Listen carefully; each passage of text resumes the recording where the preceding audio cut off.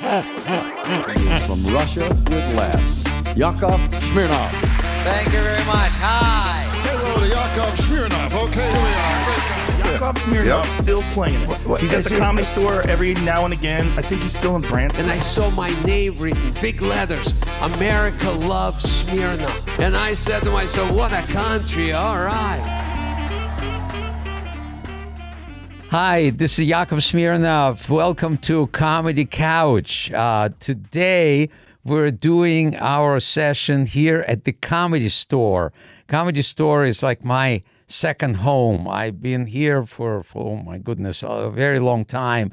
And when I got to California, I felt very welcome here. And they have this wonderful studio. So we're doing this podcast, and this is a place where I can sit down with fellow comedians who are touring around the country, the funniest ones, and I get a chance to talk to them about comedy and life. And so today, my guest is an international star, and he comes from Finland, which is border on with the Soviet Union, right? With Russia, right? No. Yes, never. it was. Yeah. Yeah. We're gonna. Yes. We had a couple of wars. Yeah, Winter War, maybe. So Ismo is my guest, ladies and gentlemen. I'm very excited to talk to you. Your success is wonderful, and you're hilarious, and so this is why we're doing this. Well, thank you. So my hope is to just kind of explore with you. Now we're going internationally on where does laughter come from? Why do people, how do they do it? How do they create laughter? That's been my obsession. I got a master's degree in psychology to figure this out, and doctorate degree, and I still don't know exactly. That's why I'm continuing talking to comedians and see maybe they have an insight to how do we create laughter, when does it start. So here you are. Yeah. And I'm going to start earlier in your life, okay? Because that normally where I find that people discover that they're funny, okay? So go back with me to Finland, and where were you born? And mom, dad, all of that, if you can share. Okay, sure. And actually creating laughter, just a quick note about that, because yes. I've always been like obsessed with humor and jokes and comedy and stuff. And I once went to, what's it called, laughing yoga or something? Yes. Where it's just a room full of people, and then the instructor said, okay, start laughing. Yes. And then you just force yourself to laugh. Yes. And then people actually start laughing genuinely, which is so annoying. Like, we've been writing jokes, so we've been spending hours writing jokes, and then the guy said, no, just laugh. And then you just... And they do. Yeah. And they do, and they keep doing it. That's cheating. That's, It's exactly what I felt. I did that one time. I did. But then you actually start laughing genuinely because the whole room is laughing. I don't remember. That was 20 years ago. Same about, we probably went to the same place. Oh, yeah. It was Deepak Chopra who was doing this Indian, Ayurvedic thing, and that was part of this program that people and their stadiums do this. I mean, people I think it's in India or other countries that they get together, a whole stadium, and somebody is kind of a host that they come up with something and say, okay, folks, we're going to start laughing. Oh, a stadium of laughter yoga, or laughing yoga. That's crazy. Huge. It's huge. But when it was over, maybe because I'm a comedian and I do it totally differently, I felt cheated. Yes, exactly. I was like going, come on, this was not There was real. nothing funny here, but everybody was laughing for an hour. It's yeah, but it's still healthy. I'm sure it's still healthy. It does. It's like yoga therapy, yeah. But yeah, so I wasn't into laughing yoga as a kid. I was into jokes. And so we had some... So where were you born? Finland, like Jyväskylä. It's 3 hours from Helsinki. Okay. Or actually a small village next to Jyväskylä. Like, I don't know, like 20 minutes away, or if I'm driving 9 minutes. Now, big, small, little town? Yeah, like it was not even Now it's a part of Jyväskylä, the city. Okay. But it was a part of the. It's it like was a suburb now, it's right? kind of, yeah. But there was when I was a kid. There was one tiny kind of a bar that shut soon, and then there was a gas station. The gas station is still there, and then there was a grocery store. But that's not there anymore. So it's like it's basically a suburb of the city, but it's like 15 minutes away, whatever. So we had we had a lake, we had a garden, like tomatoes, potatoes, like At home. home, and then we even had a couple of chickens. Who was taking care of that? My dad and mom, yeah, Both of them. yeah. And mom and dad are still together, or? Well, my dad has passed away. I'm so sorry. Yeah. I'm sorry. But they had a long relationship. I mean, Yeah, they never broke up. So yeah, but then of course, until death to do your part. So right, that right. happened. So Yeah. but yeah, my mom is still there because like now then that house we still have it, or my mom still lives there in the summer because it's like a summer thing. But then like you can basically live there in the winter too. But then when I went to school. There was a school in that tiny village. Right. But it turned out there would be two girls and me would be the class. That's the class. That's not a bad or arrangement. Was it 3 girls? But then and I think my parents didn't really thought the teacher wasn't like qualified, so they were like, yeah, we're gonna move and they applied so I could go to the school in the city, like a really nice school in the city. So then I went there, and then we actually ended up moving to the city also, and then we still spent summers. It became our like summer cabin. So we had an apartment in the city. Did you have siblings? Yeah, baby brother. Baby brother. Yeah. Okay, so here's the question that might take a moment to figure out. Normally, people get away with something when they can make somebody laugh. Yeah.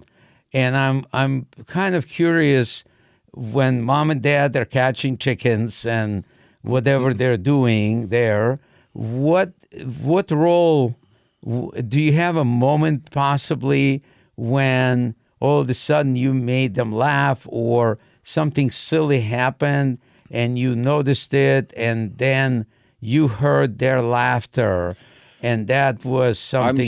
I'm sure there were moments like that. They have a picture when I was like super young and I'm like going to potty. But then I was like, I think on purpose doing it wrong, that my feet were in the potty and my butt was hanging out, and I'm like, is this the right way? So I was even joking how to potty. How old were you then? I don't know. Like, I don't know what the potty age. I don't know. 2 years old, maybe? Yeah, or 3 or whatever. And I've seen a picture of that. Yeah. But I don't remember it, obviously. I would bet you if they took a picture, because we didn't have iPhones at that time, if they actually went and got a camera and took a picture of you with your feet in the potty and your butt outside, I think they were laughing. I would say. I'm sure they were, like, because that was a whole joke. Like we used to show that to friends and stuff. Like, hey, look what Ismo did. Like that was definitely a funny. And I'm sure I did that on purpose. But of course, I don't know. Well, you don't, and you won't probably. Can you ask your mom at some point and say, "Mom"? Yeah, we've talked about it, but I haven't talked about that in like 20 years, well, but I remember it was a thing, because that's one of the pictures, like the funny pictures that we always watched. Like, hey, remember that? And, exactly. That's the beginning of your stand-up career. Yeah, and I remember that my mom did write down a joke into some, like she was keeping some like book a journal, journal or something. So she wrote, like, I came up with the joke when I was like, I don't know, 4 or something. Yeah. I think it was that if 2 police cars like crash into each other, who do they call? I think funny. that was when I was like 4. So and she wrote that down because she thought that's good. Yeah. So mom was your cheerleader, right? Well, both of them did. They like, jokes were basically not frowned upon in the family, which is great. So often in the dinner table, we're like, hey, has anybody heard some good jokes? And in the bathroom, when you're pottying in the actual bathroom, we had like, they often taped like comic strips. Yes, so you could like there was some like from magazines. Perfect so environment. It was like, but it's still like, my dad was an eye doctor, and my mom she was working for this actually. She had lots of jobs. She was working at the like a pharmaceutical company. That's why they met. Oh, but then okay. she became a stay-at-home mom when they had When kids. you had you. So, Uh-huh. but So you but would they yeah. So encouragement of laughter. Well, there was like a little bit like, but then of course there were still like limits. I would say that they weren't. If I was being too naughty, that would like they. Because yeah, I but, remember my parents telling me when I would laugh, like something was silly to me and funny, and they would say, "Stop laughing! You're going to be crying." Normally, it would end up with crying because you jumping up on the bed or you're doing something silly and you're laughing, and then they realize that this is going to end very soon, and then you'll be crying. So that was always kind of a limit. Okay, just do it, but don't go over. There's actually in Finnish there's the say. It's like a popular, like it's just like a like a proverb or something. It's like cry like. A long laughter ends in crying, or something like that. Crying from we're neighbors in a there was like a proverb. It's still everybody in Finland knows that. Like crying after long laugh. Yeah, like it's kind of so pessimistic. So well, unfortunately, a lot of times you're gonna stop laughing, but and you don't have can to enjoy be crying, the laugh. right? But you shouldn't think of the crying part when you're still laughing. Like it's so stupid. Enjoy the laughter, right? Yeah. Right. So then, give me what was next in your memory. You went to school, little school with 3 girls. No, I didn't go. We went to the city. So so my school was like. So you never went to that. No, because that's what they found out. When And they they were like, said- hey, it's time for Ismo to go to school. And then they were like, okay, there's a school nearby. And okay, there's going to be only 2 girls and him in the whole class. And the teacher is kind of weird. So, okay, we're not going to do We that. would not do it. So then you never did. So, Okay. never went to that school. So where did you go? What school? Jyväskylä. Okay. It was a Norsi. Nice. It's a Finnish name for the school. But like it actually was translated, it was the normal school. It was called You that. kidding me? Yeah, normaali koulu, normal school. It was so weird name. The name is so Ismo silly. went to normal school, Yeah, that was the and name of look the what school. happened. That is a silly name for our school, and people were like, "Why is it called that?" But it's just, Okay. yeah. So then what? How long are you in school? Well, then in Finland it's like the first step. 10 years? 10, 12? Well, it's like first 7 years in that school. Then you go to the upper thing for Like 7, a high 8, school. 9, Or- and well, that's kind of that's still elementary school, but it's like like a middle middle school. I don't know school, how middle the school, yeah. American schools. Yeah. That's the thing, because I've never been a kid in America. I don't know any of the SpongeBob SquarePants. Like This I don't is know. two people who have nothing, no idea I don't what even know. Americans do, and we're talking about it. Yeah. Of course, I know like high school and college from movies, but I still don't know what they really mean. Like, college is kind of like don't ask university. me, yeah. Okay. Yeah. But anyway, so that's until 9, and then like after the 9th grade, then like some people go to like study to become like a mechanic or go Okay, study something, yes. and then lots of options, and then there's the high school that's like. Just if you don't want an occupation, you just go to high school to pass time. I don't know. Or well, get a, true. I went to become a refrigeration mechanic because my parents thought that after 8th grade, you can choose to go for 2 or 2.5 years. Hey, And after the podcast, I have problems with my fridge. Can I you- am there, man. I have my toolbox.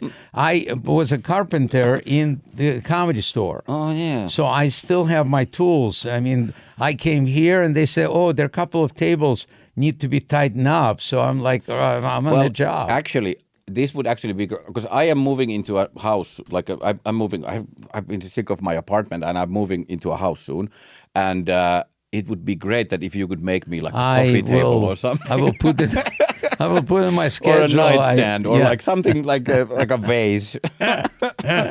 Okay, I'll put that on my list. That'd be awesome. Okay, so did you go get some kind of profession or no? No, I went to high school, so I Okay. was just studying To like spend whatever. So, but yeah, and then after high school, I got really good grades from high school. Like I was like, like Valedictorian. I was the kind of- only one in the whole school that's like, I don't know, 600 people. I don't know. I was the only one who got from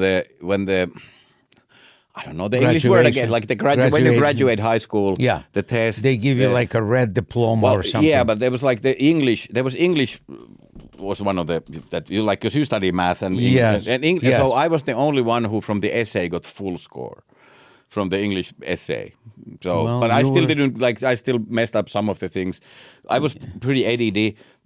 I learned like 5 years ago, or like like maybe 10 years ago. I've But probably never been diagnosed. But yeah, I'm but sure. I was now it makes total sense. But I was also so like talented that I Get away almost with never it. did homework. I almost never. I studied like the day before the test and still did good. Yeah, and I still did like even better than good. Like it's Yeah. just like really good. And because I think it was like kind of too easy, which is arrogant sounding, but I think It's okay. It was It's just all right. like I didn't really have to do anything, and I still got good grades. Okay, so were you a funny guy in the high school? Were you? I was, yeah. Yes. But also, I wasn't like. I was also like a bit reserved often, but then often not at all. Like it's kind of crazy. Sometimes when I open up, I often made the whole class laugh with my questions, and especially when I got to do like I love to do presentations. I like It's perfect, if they're yeah. like, hey, you can choose if you do an essay or a presentation. I'm like presentation.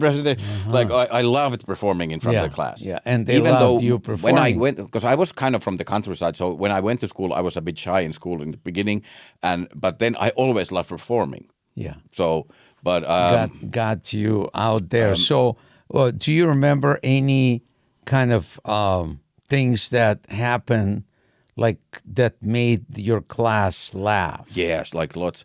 Well, I remember one like philosophy class. Yeah. I made this presentation with this other guy.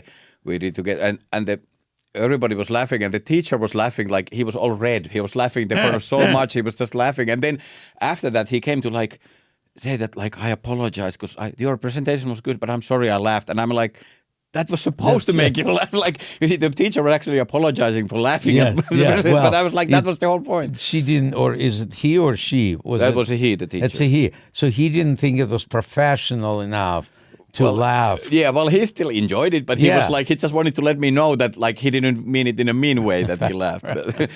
So what was the presentation? It was universal argument. I don't know the word in English, but like some big dilemma in philosophy, like is there something or Yeah, is there not something? hypothesis It was or- some huge like subject. Yeah. But, and we just used like toilet paper as an example. It's like just like really like making Silly, it silly. silly. But and then one I always remember this. It's like gym class. Gym class, we were yep. playing Finnish baseball, which is different than American baseball, but kind of similar. So, and I had forgotten to take my sweatpants. So I had like regular pants. And then then it was my turn to like bat. And then I walked to the where you do the batting, and I didn't have a club. And then everybody was, hey, Ismo, you need the club. And I was like, don't worry about it. And then I just went there. And then when it was my turn to play, I opened my zipper, because I had a zipper, and then I pulled the club from there.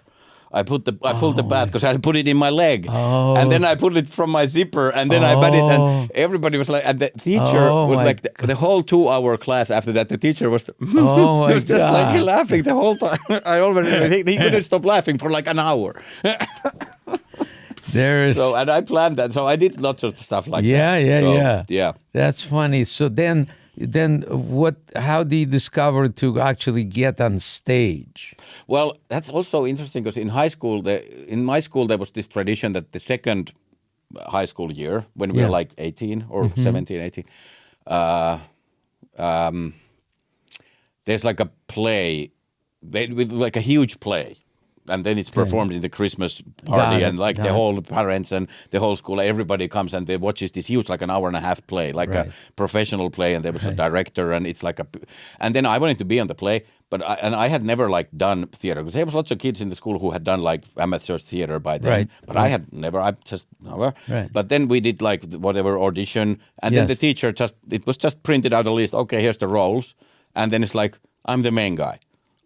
And like I was like, oh, I don't have any acting experience, but the teacher just saw something and chose me as the main guy. It Was that a funny Per play? Gynt, you know, the old play from Norway, like It was go Per pair P-E-E-R G-Y-N-T.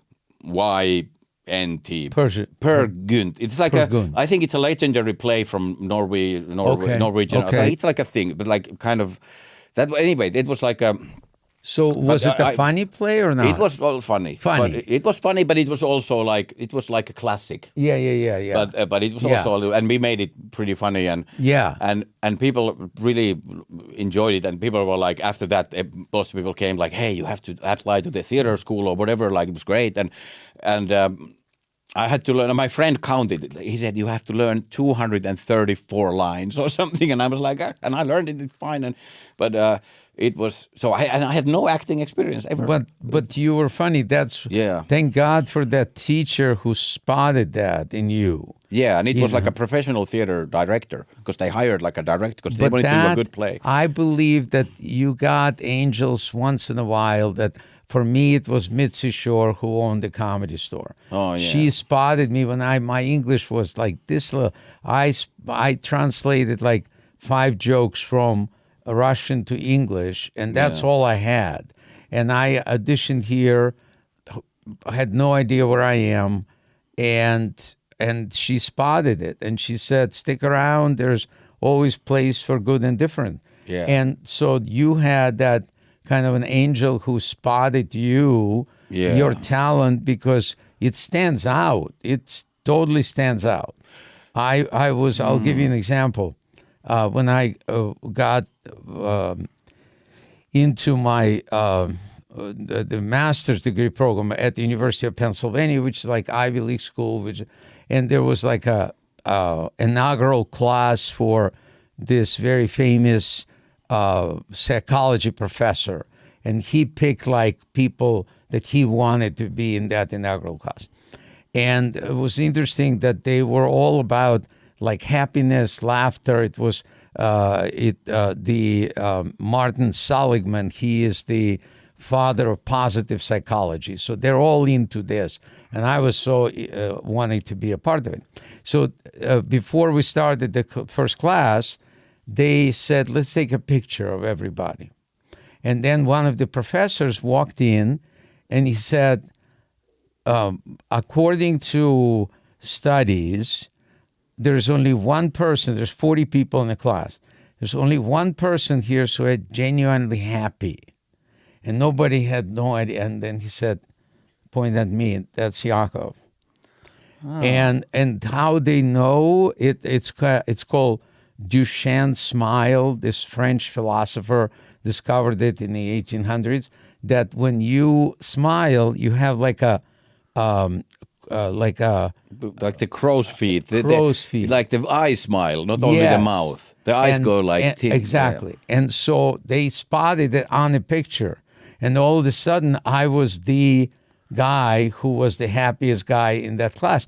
And I would probably agree with them. But that was an interesting moment. Yeah, that's great. Yeah. Duchenne's smile. They did research for almost 100 years following this nuns. They were following they want to see who's going to have longevity and happiness, and the ones who had the crow. Oh yeah. They lasted like 20 years longer. That's awesome. Yeah. So people sometimes ask me, how come you look young? And I guess I don't know, but that's awesome. That's really that's great, because it's like, this is just like, because you smile with your eyes and your mouth, and exactly. And when somebody's doing a fake smile, it's only the mouth. Exactly. And I actually realized, because in Finland, when you take a photo for your passport or driver's license, you are not allowed to smile. Right. So I realized, I just came up with the thing, I'm just going to pretend I'm smiling, and I'm going to like have my eyes smiling, but then I put my mouth not smiling. So I look happy, because when I didn't do that, I looked like a murderer. But so I can still smile with my eyes in the passport photo, but not with the mouth. So that was like, So then what happens? You do the play. Well, yes. The play, So that's then what? That's it's actually this is an interesting story. I'm hearing it myself also. You're on the couch. You're like in the psychology session. Yeah. Only funny one, and you're not paying. Yes. Oh, yeah. That's true. Not even for parking. That's right. What a country! I have to say this. Like, I love the Comedy Store because it's like so. It's just like a humbling place. I come out. I'm in Australia. I sold out the Sydney Opera House. Then I come here, do a spot at the Comedy Store, and they don't allow me to park here. So it's just like a humbling, a really. Yeah, come back.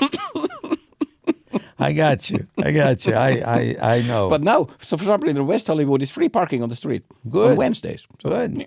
There you go. Okay, But, so but anyway, what happens after the play? That was a nice side note.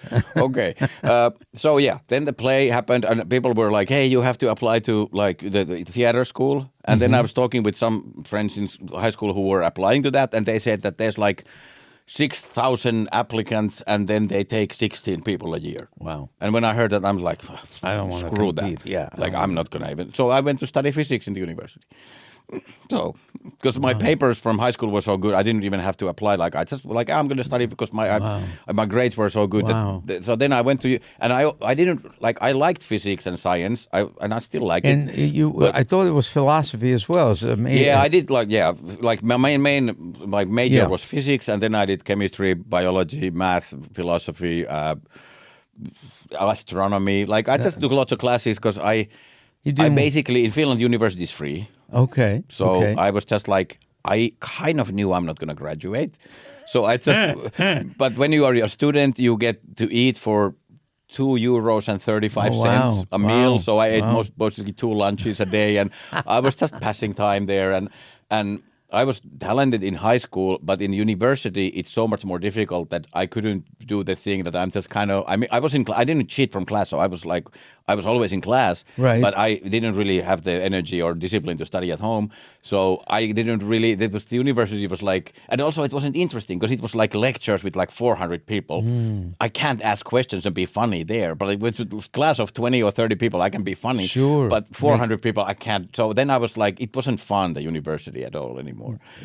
But of course the parties were fun and like rock festivals, like that's still kind of the happiest. Like this is kind of great time we're doing this because like I've recently been like maybe the happiest I've ever been, which is crazy. That's wonderful. But maybe the happiest time in my life, like when starting comedy, was crazy happy, and then just the rock festivals in Finland when I was like 20. That was like.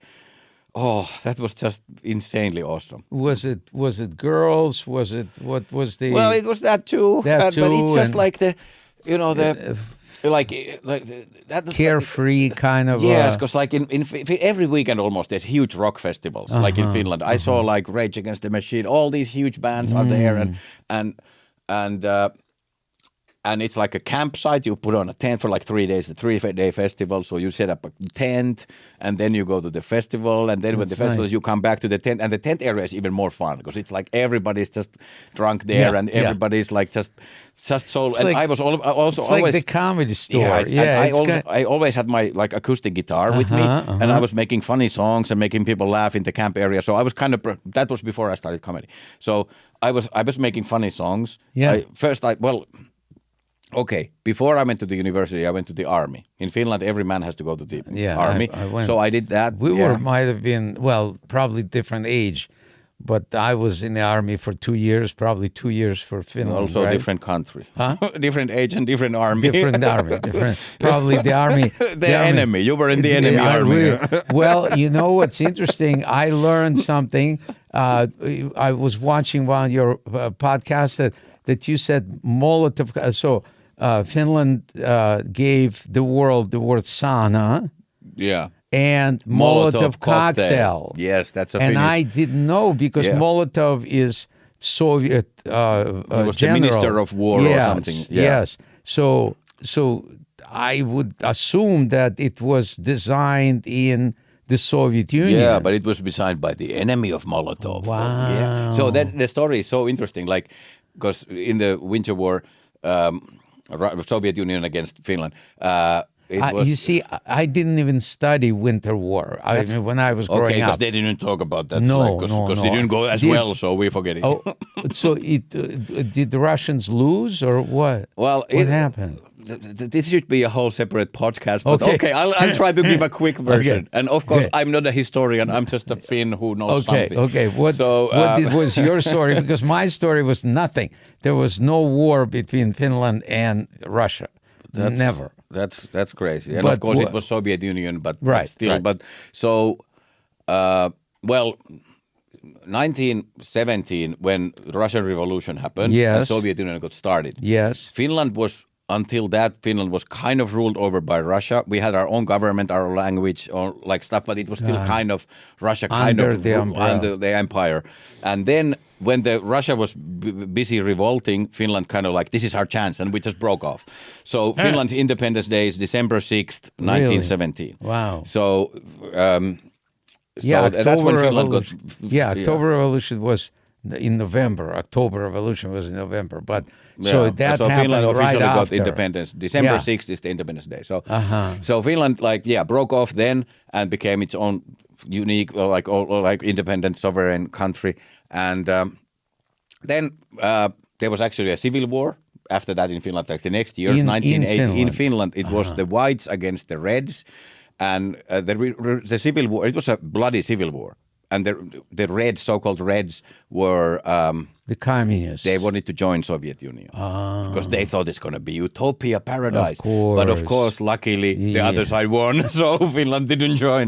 Wow. But that was a bloody civil war. So in that Finland. was inside Finland. That was inside Finland. And yeah. then how did the war broke out between Soviet Well, Union? then okay, so Finland is now an independent country, and then all the way to like 35 when Okay. it's World War II. Before, that's So then Stalin decided that okay, I'm gonna take back Finland, and I hope I don't mess up the dates. Well, it sounds. But I think It says 1939.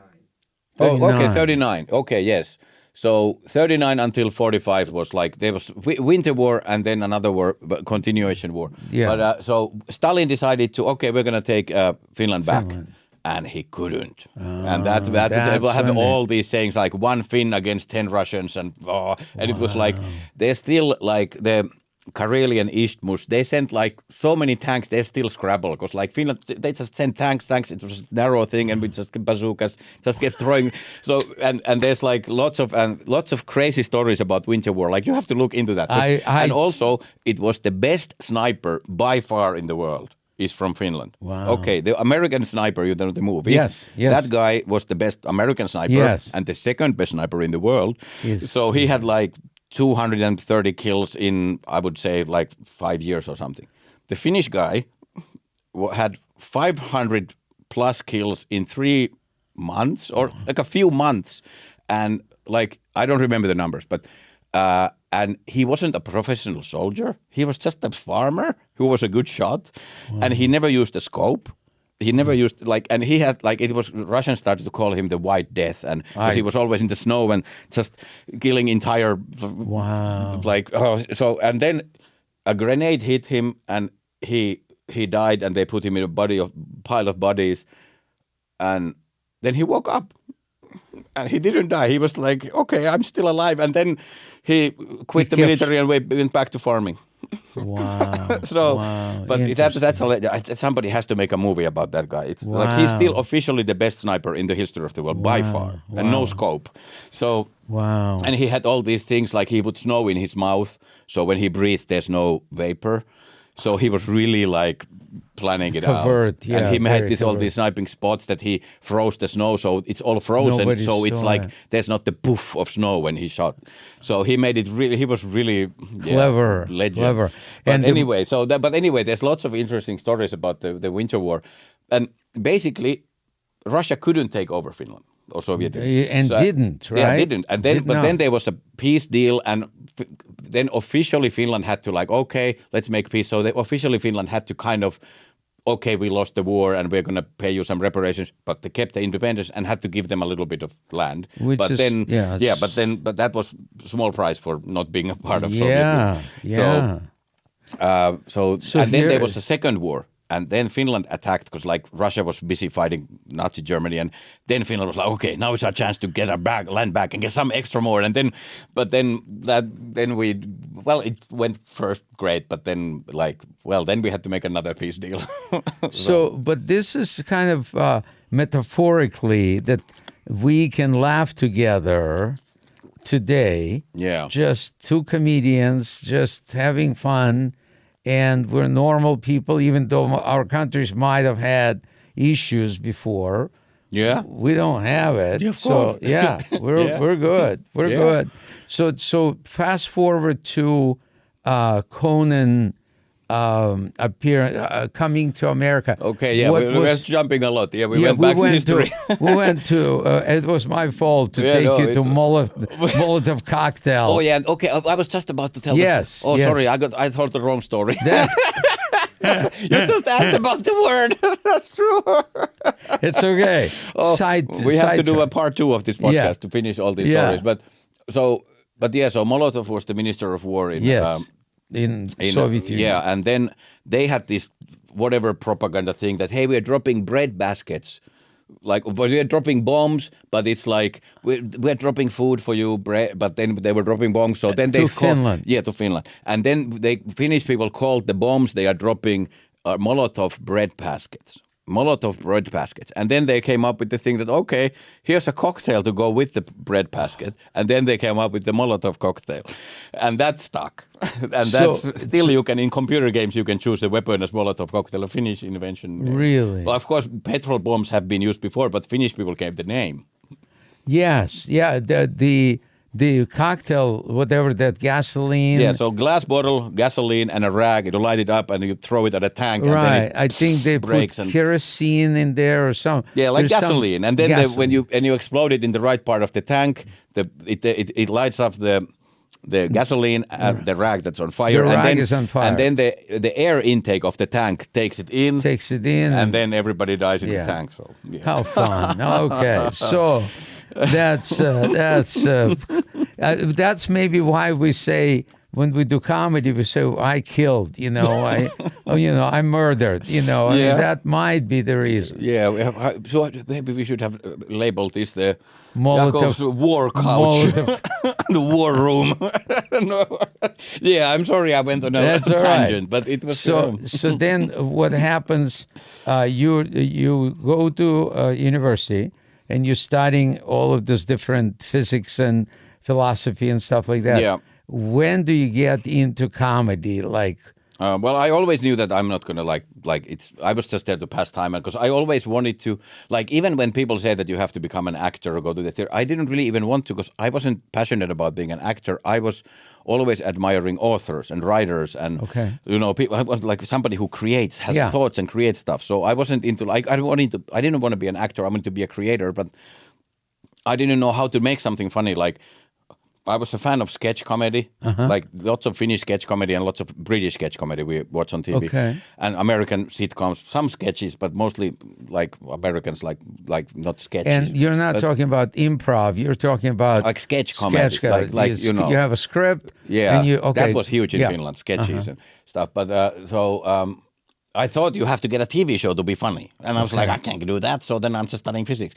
But then when stand-up comedy kind of came to Finland, this guy, he's still a friend of mine, he started a monthly show in the university where I was, at the student bar. That was like a rock club for 200-300 people can fit. It's great.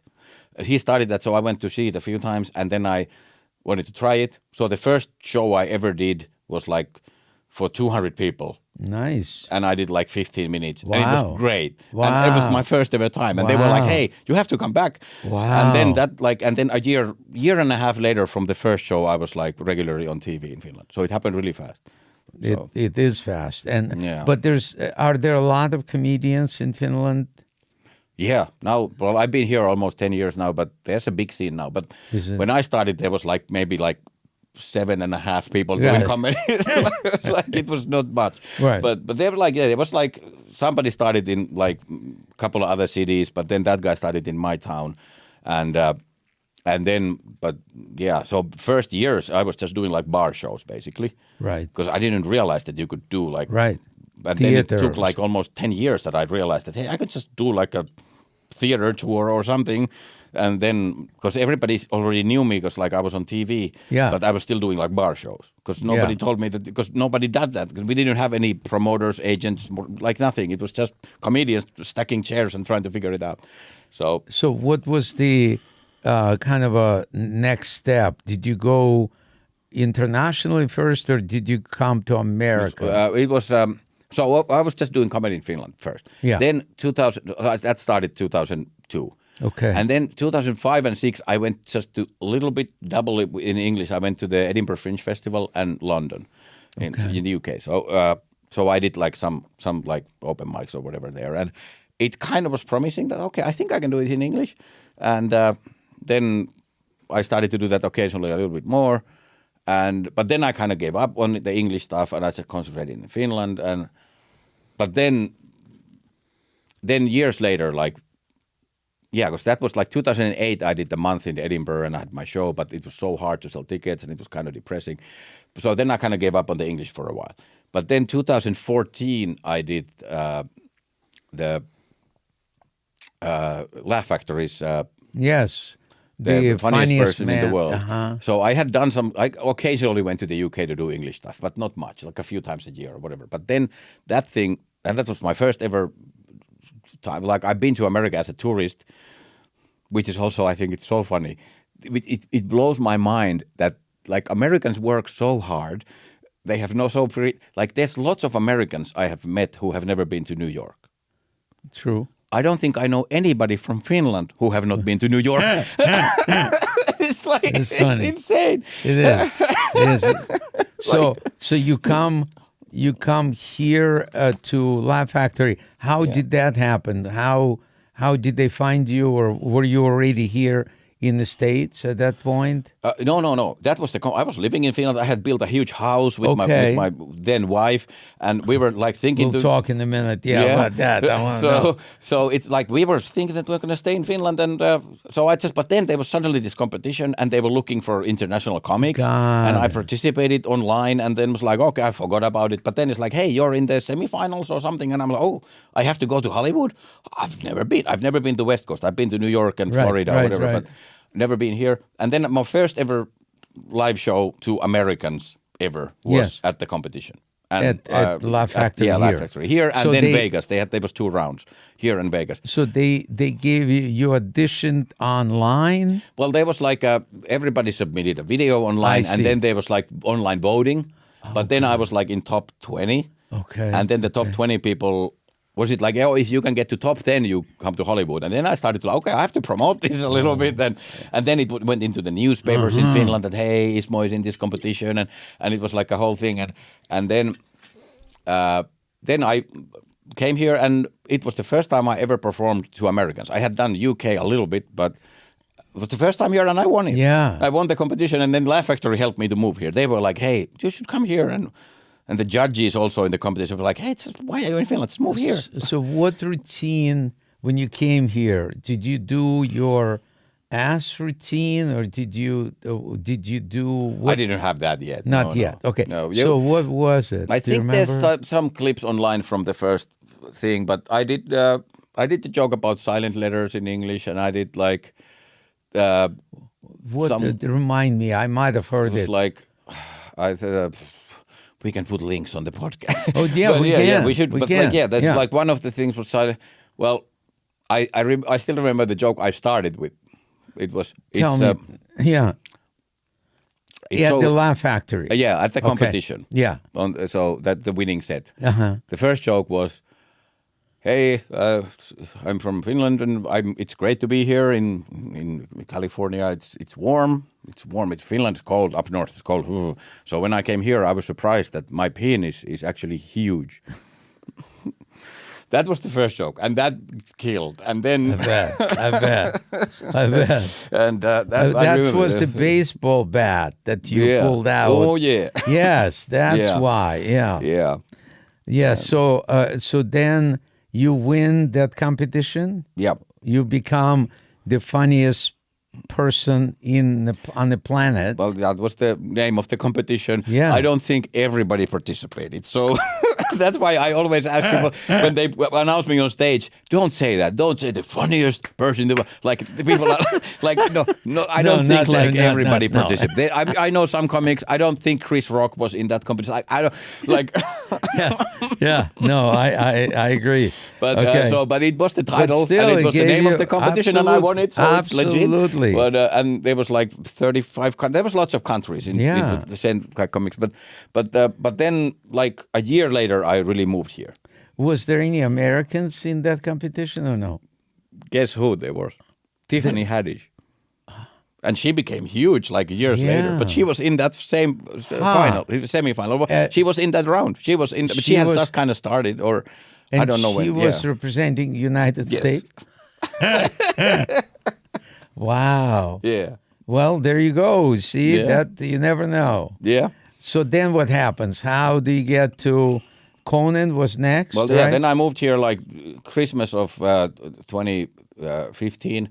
And then I just started to do stuff here, and I did mostly I did the Laugh Factory, and then I was doing the Improv and Comedy and Magic Club, and basically every other club in LA except the Comedy Store. They're listening. They're listening. Because here was like the weird. Every other club, when they heard I'm good, they just started to book me. But here it's like you have to go to potluck. I don't know. I was like, I don't know what. Yeah. Well, they'll watch this podcast. I think there might be an opportunity. I don't know. But now I'm just on the road all the time. But I still love to do it. But I do see it sometimes because sometimes I've done the main room here many times. Here, yeah, but it's like but when not the comics Comedy Store. It's a booker, somebody. Yeah, who books somebody you. books. Like I know because then I started to tour, so then I didn't really have time to hang out here for like a year. It normally happens when you want something, and I believe there's 3 words that helped me in my career. It's intention, attention, and no tension. No tension. No tension, which means let it go. Oh, yeah, no tension. Yeah. No tension, right. So attention, intention, attention, no tension. When you let it go, normally it comes to you. Yeah. If it's meant to be. Yeah. And if not, let it go. That has kind of been my whole way of thinking in life. I think you like wordplay. Like no tension, intention, no. So normally I'm so high strong that if I see something, I put a lot of intention. Like I go, oh, I want this. Okay. Then I put a lot of attention on it, and then I put a lot of tension. Yeah. I gotta get this. I gotta get but this. Then let go of the tension. If you can let go of the tension, it comes to you. So you basically just put the thing out there and trust that it will happen, but don't worry about it. I had major things in my life that happened. I wanted to be sworn in as an American citizen at the Statue of Liberty ceremonies, and it was coming up. There was in 1986, right? So I had that vision, and I lived in California, and I applied to go there, and they said, no, you can only be sworn in the state where you are a citizen or where you live, your residence, right? And I lived in California, so I couldn't get it. And I was so disappointed. And I was talking to senators. I was pretty, successful at that time. So people know me, and I go, come on, I want to be there to be sworn in. It couldn't happen. And I had to let it go. I even was thinking maybe build a bridge between California and New York, and maybe there's a way that I can get away becoming a citizen on that side. Didn't happen. I let it go. I just gonna go, okay, I'll be sworn in L.A. at the same time. And 2 weeks before it was supposed to happen, Congress passed a resolution because it's a nationally televised event. We want 2 people from each state to come to New York to be sworn in as an American citizen. And I was one of those people because I was already knocking on everybody's door, but I let it go, and only then it happened. So it happens. I really believe that those things happen from higher power. If it's meant to be, That's where you go. Yeah, I believe that too, except I believe in a lower power. No, Lower is no, good. no. In your baseball bat, yes. No, but but I definitely, the way I came here in America, it was not my intention. It was not my, it just happened. I built a house in Finland. I had a good career there. I wasn't planning to go anywhere. And I always assumed you had to first make it in the UK and then maybe America. But it's so hard. I tried to make it in the UK a few times and it was like, forget it. It's right. But because their system is different and everything. But then that competition changed my life completely. And then I moved here and then I feel it's like the hand of God who just picked me from Finland and dropped me here. But if you look at that as those three part, you put your attention on Finland, you built a house, you had the intention to stay there, right? Yeah. And then you had no tension and God just picked you up and moved you yes. And so yes. And also I did have a weird experience because the competition was 2014. So I think about a year before that, maybe 6 months before, a year before the competition, I was I bought a big plot of land, so I had forest. So I was using what's it called, an axe or something. Tarzan, with a machete. Machete. I was going to and listening, and I was listening to Joe Rogan's podcast. And then for some reason, they were just talking about comedy in America and the history. And I had this really a thought that I should be there. I just with the machete in your hands. I have rubber boots in my feet, I have a machete in my hands, and I'm in the middle of Finland forest, and I'm I just had the thought, I should be there. I don't know why, but I should be there. And then a year later, it happened. But I always remember that thought. It was so clear when I happened to listen to it. Yeah. So, lots of things to me have happened, kind of go with the flow things. Yes. But also, I have realized that I have to a little bit be active too. I'm gonna, You need those two things first. Yeah. You need to know where you want to go, and then you need to actually buy a ticket to go there. Because it's now we're doing psychology therapy, but in school, I didn't really have to do much. I was I didn't have to really put any effort in because I was already kind of smart or something. So I became super lazy. And in home, I think the only time I have ever made my bed, it was in the army, because you had to do that. So I have never made my bed except in the army. And and it's my mom was pretty nice. So it's my friends were making fun of me that, Ismo, how can that be that you are playing a computer game and you just say sandwich, and then a sandwich magically appears a couple of minutes later. So my mom was nice. But that made me pretty lazy and spoiled in ways. But also I wasn't it made me also so it kind of, I don't know. It was a bit, I got many things I got too easy, but then some things I didn't really get. And I never developed discipline because I got my comedy career and of course I spent so much time. But I'm working for example the ass joke. I worked on that joke for a year obsessively. Yeah. And make it so when I get excited about something, I really put effort into it. But then if it's something like making your bed, why would I ever make my bed? I have no why would I ever spend time doing that, because I don't care about it.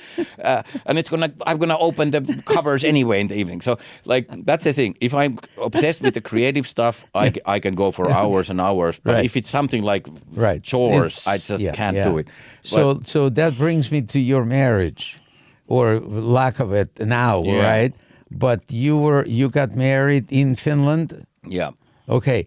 And how did you meet your wife at that time?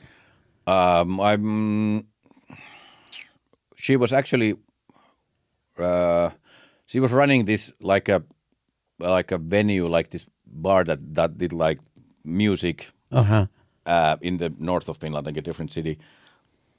Her and her sisters were running the venue, and then they decided to do a comedy night. And there was this other comic who lived in the city, so he was hosting, and I was their first headliner that they booked there. And then we kind of hit it off with her, but then we had a little fun night the first night we met, but then we became friends for a year, And then we became a couple after that. So and then it And was how long were you together? like 13 years, I would say. 13 years. No From- kids, right? No kids, No no. kids because you don't want to make the bed. Why? Yeah, That's a lot more responsibility. Yeah. So and we got, and also we got a dog, and Oh. the dog also teach me that I don't want kids because even taking care of the dog is a pain in the ass. But I loved it. Like I was You really love your dog. and I was really like how do you say like what's the word like. Loyal, like Yeah. what's the word? Loyalty? Conscientious. I was like, I Conscious, really yeah. made sure the dog has food, and like I Yeah, was really like, yeah. like taking care of it. So I was, but then I realized that if there's a kid, like I'm just Too much. but Okay. and it's like I don't want to wake up And early. in the why did you guys break up? well, we realized that we don't want to be married anymore. We don't want to live together anymore. We don't want to have sex anymore. like it's just we just real, but we're still like close friends. Like Yeah. there was no Yeah, bad you blood. ride together, right? Yeah, you still do. we do it way collaborate. less now, but like we still keep in touch. And sometimes I like, hey, I have these new ideas. You wanna like, Yeah. like you Yeah, you that's have any great. ideas? And we Does wrote she 2 live books here together. in America or not? No, she lives back in Finland now. Back in Finland. She moved back to Finland after the divorce, and Yeah. and it was also COVID, and because that's like the COVID stuff was so weird because that was we broke up after the COVID year. Oh wow. Okay. And that's also when we realized because we were always thinking that our problems come from me being on tour all the time, but then we You were not not on on tour, tour. and we still had problems. We're like, okay, we are, yeah. that's Now not you gonna- tested yeah. it. Yeah. A lot of divorces happen during COVID. Yeah. Because people like go, I don't want to be with this person. Yeah, For 2 because weeks. so many people live in so bad marriages that then when at least they can escape to the office, but then when there's no office Can't to escape go. to, like or Can't on the go. road, Gotta stick then it's around. So Yeah. and we wrote 2 books with her, and we are planning to collaborate more, and we keep Are in you touch. dating now? Yeah. Okay. Yeah. Okay. I learned American dating. I've been doing lots of jokes about learning American dating. What's interesting about American You dating? have to come to my show, Yakov, and see. You have to buy tickets. Okay. No. Yeah, it's fair. No. It's fair. Yeah, but like I would love you to come to see my show. Yeah, actually, I'd love yeah. to. Where am I going to see you? Let's plan that later. Okay. You're in San Diego now. I go to Or San La Diego Jolla, to the comedy to- store. Yeah, tomorrow I'm going to head that way. Yeah. I hope I could come and but I don't know. Maybe I can come see you, but because Please it's still like a do. 3-hour drive for something is, from here. it So is, I might, yeah. but But yeah. after you make your bed, right? Yeah. That's My bed has never been made since the army. So,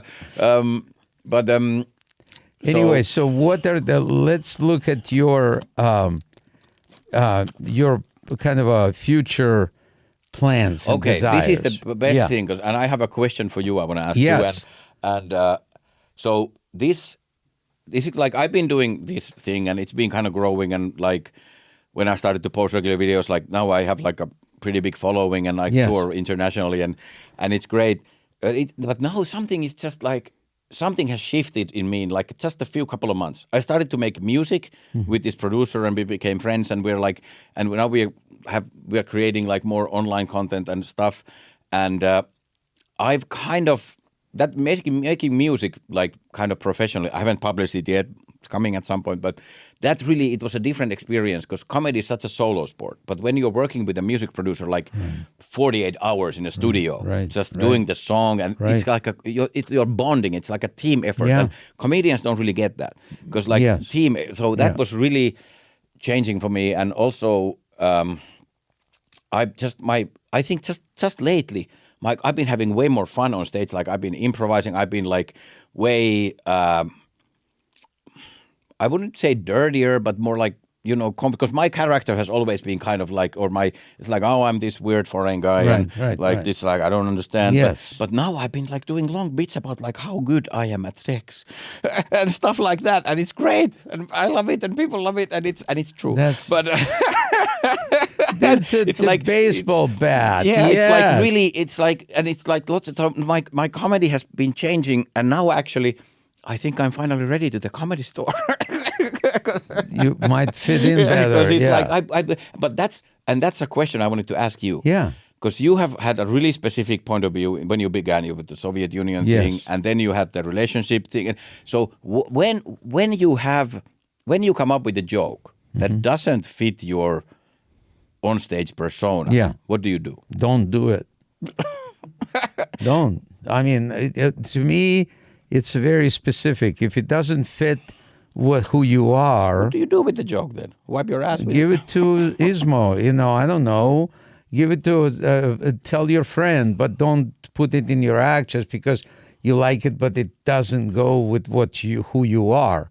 I believe that there is the Soviet kind of a direction was, I fell into it because I came here during the Cold War. America needed someone to release that tension.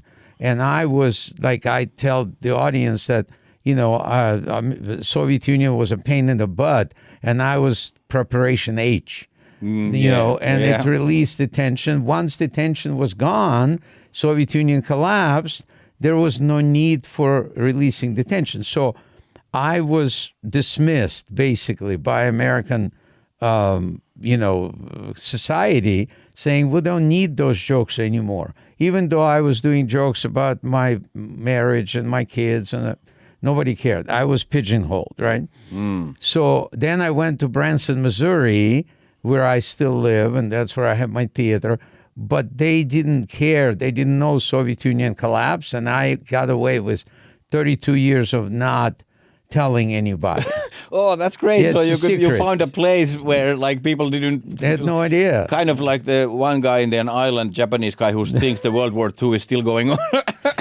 Kind So of. that's right, Branson, Missouri. Right, kind of. But they're bless their heart. They don't care. It's like if you're funny and if you're willing to kind of fit into that, they have. It's kind of a sad rules that you don't cuss, you don't do anything. It's like performing in church. Yeah. The whole town like that. Country music, other comedy show, whatever it is, it's just all very clean. And I was always very clean. So to me, it was, I kind of fit into that model, right? Yeah.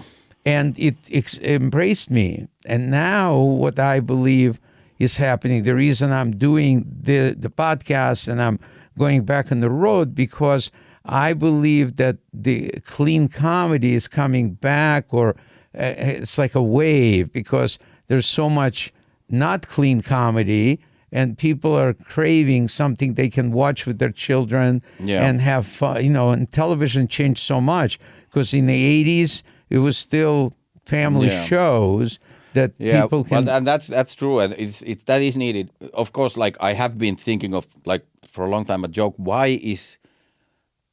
The only reason we can't say bad words is because for some reason we tell our kids for like the first 15 years of their life they shouldn't say it. Right. What if we would just say that you can say it as the first words when you learn to speak can be, then we don't have to worry about it. But I'm actually glad that the best thing about bad words being taboo is that when you use them, there's power. So I think and I think you're explaining it well, because we teach kids not to do it and then we do it ourselves. Yeah. So, but what's happening is like Nate Bargatze example, that he's showing us that comedy that doesn't have bad language gets a lot more customers today. It doesn't mean it's like a pendulum. Yes, there's definitely a market for that, and that has been my thing now. Like that, I have been really. I'm on a kind of weird crossroads, because I just recorded actually Sirius XM special. That's going to be all clean. Like an hour and 10 minutes, all clean. All clean. Good for you. Children, go listen. Yeah. It's going to come out soon. But when I do live shows, it's not. It's like maybe half clean, half like. Right. But I realized also that I could have gone to this, like that I would be pigeonholed. Like I'm this weird guy from Finland who only does wordplay and American culture. But it's not me. Now I'm way more excited about doing stuff that's, some of it is dirty, but some of it is edgy and stuff like, and that's who I really am. Yeah. And I've been really wanting to avoid the pigeonhole, and now it's kind of naturally happening that I'm becoming like something. We have a whole thing with my team. We're calling me now Ismo 2.0 because like I'm so different than I was like 6 months ago. Interesting, because that's kind of what I'm doing, Yakov 2.0 as well, because I'm like, but to me, you ask me a question in terms of what do you do with it if it doesn't fit? You just don't. To me, that's discipline of saying my character or my persona on stage doesn't resonate with this. Well, what about expanding the persona? Because that's what I'm like really thinking, that I want to expand the persona rather than like make it smaller. And I'm not saying you shouldn't. The point is that Mitzi Shore, who was the owner of the Comedy Store, she's told me there is always place for good and different. Yeah. So you need to, and different and good is who you are. When you can find that core, it just happened for me. I just like doing clean comedy because I grew up with it in the Soviet Union. Had to be clean, all of those things. So I've done this all my life, and to me it feels like, this might be something that in style right now. Yes, and I love clean comedy. I love like that stuff. But I also like the other, and also I don't like shock comedy, which is only shocking. There's no joke, so it always has like when I do jokes about farts, they are genius. They are things that nobody has ever thought about farts. And those are clean jokes. Depending if the fart has a tail or a handle. It came with a handle. Okay, all right. So I think finding who you are and what resonates with you will take you a lot more of less energy because you are doing what you love to do. You would do it whether they pay you or not. Yeah. That's what you're looking for. Yeah. So I think you're on the right track. Whatever the answer is, splitting your market might be not ideal because or you're clean or you're not. There's no you can't be a little bit pregnant. Well, that's true. But if that's the thing, I'm not clean. Okay. So, but then I'd still recorded an hour of clean stuff for Sirius because they're like, hey, then we can play it in all the channels. I have tons of clean stuff. Perfect. So if that thing hits, right, on Sirius FM. Yeah, then there's going to be so many people who are like horrified at my live shows. So what I'm saying, but would you consider if that thing hits, because you know who Andrew Dice Clay is, right? Andrew was performing here at the Comedy Store, totally clean. He's I was roommates with him for 3 years. And it was all clean. There was impressions of John Travolta or Sylvester Stallone or whatever. And then he came up with this character, the Dice Man. That's right. I've heard something about That's right. And that was a character, and that became huge. But because HBO needed somebody like that, and Andrew gave them what they needed, the audience were craving this because they've been constricted by ABC, NBC, and CBS. Everything clean. And then cable opened up the whole thing.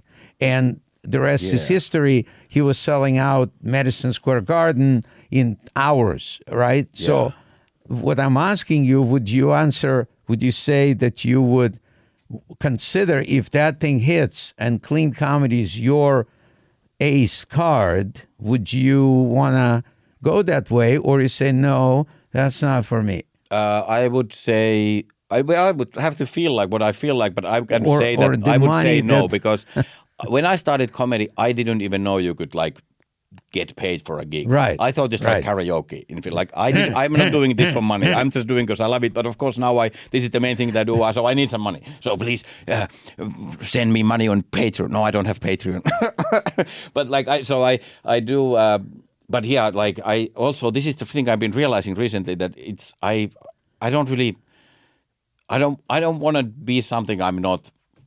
Yeah, so and that's the most important thing. That's the most important thing. Because if you are something that you are not, and people like you, and you are making a career out of that, you are never going to be happy because you know that they don't like you; they like your character you're doing. But also, if you look at Robin Williams, for example, he could be totally clean in the Tonight Show, and totally not Yeah, I can do that. Of course, I'm gonna actually As long as the I'm gonna do audience- some TV stuff, and it's gonna be clean soon.